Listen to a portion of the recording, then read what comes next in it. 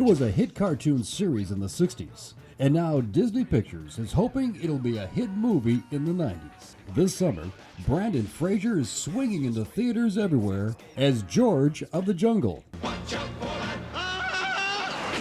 For those who don't remember, the campy cartoon features a rather klutzy king of the apes.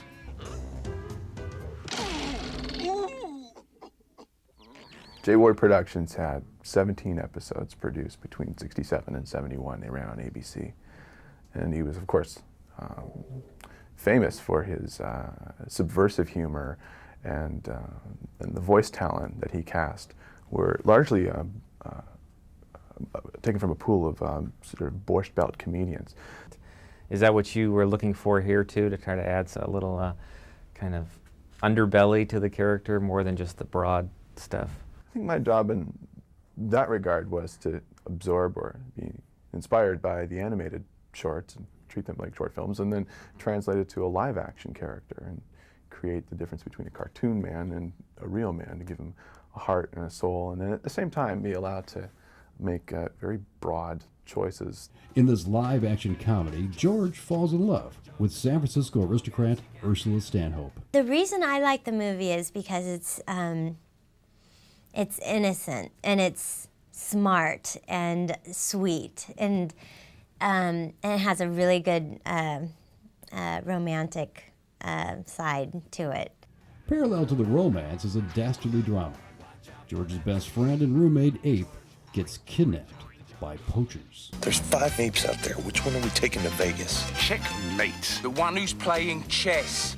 Veteran comedy actor John Cleese gave Ape his wit, but he was brought to life by the skill of an actor in a carefully crafted ape suit and special animatronics designed by Jim Henson's Creature Shop. We create a mechanical head that's based entirely around the performer's head. It's very close to his face. He's surrounded by little motors and mechanisms that operate the face. So we build a muscle suit that bulks him up. We make artificial arm extensions that make his arms longer. And then we create a hair suit that goes over that muscle suit. And then, of course, we have to make hands for him. We make feet for them. So there's a whole bunch of different pieces that go together to make up an ape costume.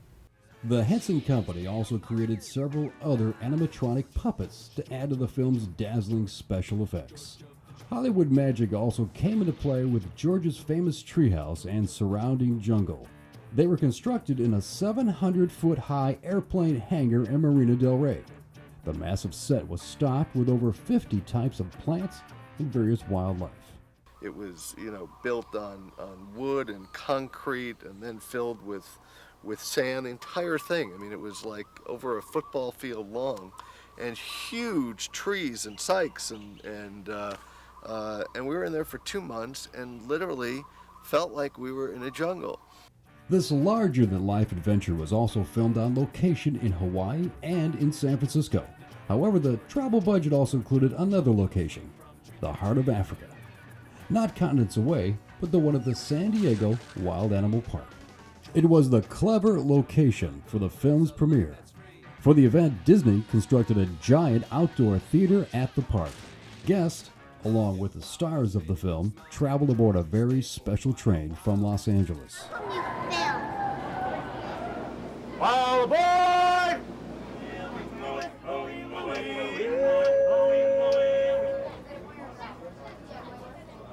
After spending time with the animals and partying in the park, it was showtime. It's really good. It's just really good. I'm a little giddy over it. I'm sorry. Lots of fun for young and old alike. Go see it. A jungle adventure, a love story, and an amusing farce, all set to a memorable theme song. It's George of the Jungle. Watch out!